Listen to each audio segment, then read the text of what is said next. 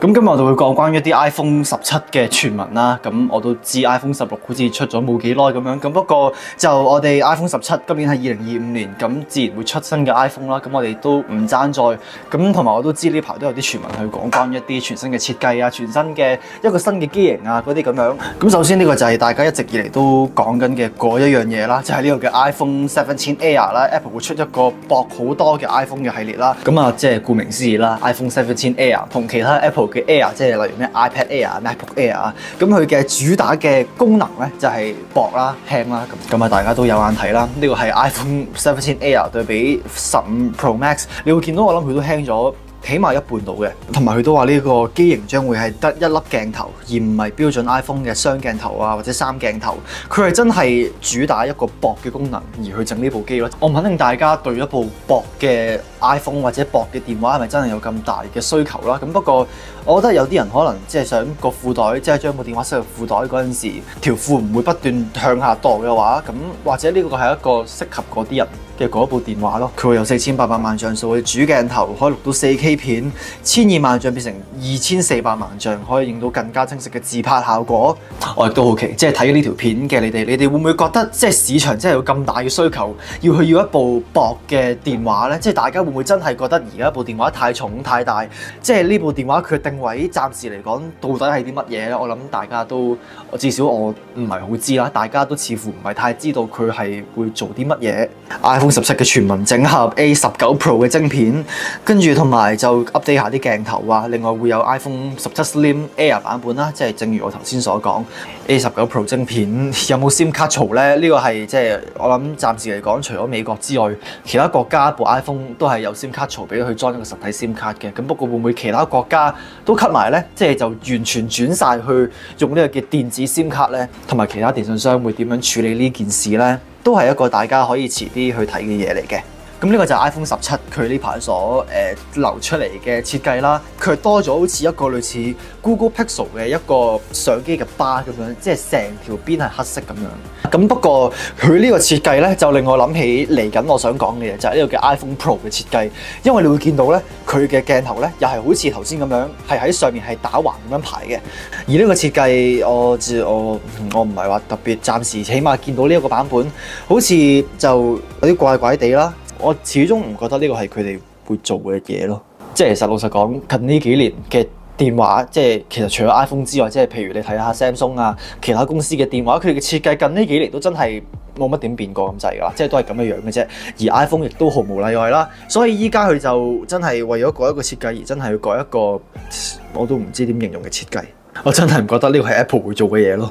咁話說呢排我又上網啦，跟住又抄到一啲即係全新嘅 iPhone 17嘅一啲傳聞啦。咁呢個就係佢哋有 update 過嘅一個全新嘅相機設計。咁呢個見到其實即係同我之前講一樣啦，就係有一個好大嘅相機嘅巴喺度。咁但係而家個3個鏡頭咧就唔係打橫咁樣擺啦，佢好似以前咁樣擺啦。咁但係其他 sensor 即係咩閃光燈啊、LiDAR scanner 都擺晒喺右邊。咁佢又話呢個嘅機背設計有機會係呢個嘅雙色設計啦。咁佢就話即係部電話雖然係單色，咁但係相機部分就係深色處理，可能又係為咗出一個全新設計而出一個全新設計啦。咁不過係啦，即係就覺得呢啲傳聞可能每隔一日就會變一變，即係可能聽日有另一個設計。咁所以呢啲我覺得大家即係聽下就算。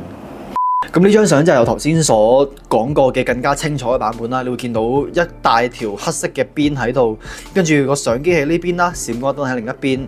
佢真係好似 Google Pixel，咁但係我又會想知佢咁樣嘅擺法係會做啲咩呢？通常我第一刻我見到呢個設計嘅第一刻呢，我諗到嘅就係會唔會後面呢個係一個好細嘅 mon 去顯示嘢呢？即係好似 Samsung 佢嘅 C Flip 咁樣，即係上面即係前面係有個好細嘅 display 俾你去顯示可能相機啊。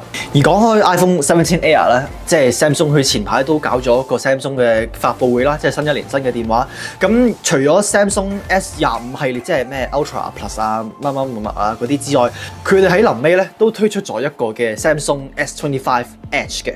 咁咧佢嘅設計定位咧就係同呢個嘅 iPhone 17 Air 係不相伯仲嘅，係真係個設計個理念都係一模一樣，就係為咗去整一部更加薄、更加輕嘅電話。Samsung 佢自己並冇去宣傳一啲關於呢部電話嘅任何嘅功能啦，即係譬如相機質素幾多，個 mon 幾大，應該遲啲都會講噶啦。咁不過目前嚟講，我哋大家都係唔知嘅，佢就係純粹做一個預告俾我哋咁樣去睇嘅啫。同埋一樣值得留意嘅嘢咧，就係呢個嘅 Samsung， 即係你會見到即係其他嘅系列咧，即係譬如 Plus 啊、Ultra 嗰啲，佢哋起碼都有3個鏡頭嘅。咁不過呢一部咧係得2個嘅啫，同埋你都會見到佢呢個 iPhone 17亦都有人話佢個 Dynamic Island 佢會縮細啦，全新嘅鏡頭啊、5G modem 嘅晶片、4800萬像素 AI 功能處理，我真係希望 AI 功能 Apple 嘅 AI 功能可以聰明少少，因為暫時我用 Siri 都真係都唔係幾聰明嘅啫。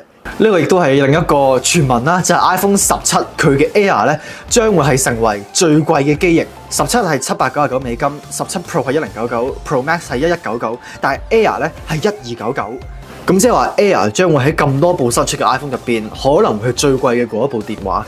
呢個就我都唔肯定自己對呢件事有咩睇法？咁就係咁啦，呢個就係一啲 iPhone 17 Air、17 Slim 呢個我都唔肯定個名會叫乜嘢啦。我諗我個名到咗 Apple 出嘅嗰日之前，我哋都唔會知道。咁不過呢個就係呢部機同埋佢全系列即將我哋有機會見到嘅嘢，同埋暫時流出嘅嘢啦。大家有啲咩睇法咧？大家會唔會期待呢部 iPhone 17 Air、17 Slim？我唔係啦。有咩想講，有咩意見想發表嘅話，都歡迎喺下底留言話俾我聽啦，同埋記得撳 like、subscribe、撳鐘仔。咁係咯，就係咁樣啦。我都知我呢排出嘅片嘅頻率都少咗幾多下啦。咁不過就終有一日將會恢復翻正常嘅。咁啊，我諗就係咁樣啦，就係咁樣啦。我哋下次再見啦，拜拜。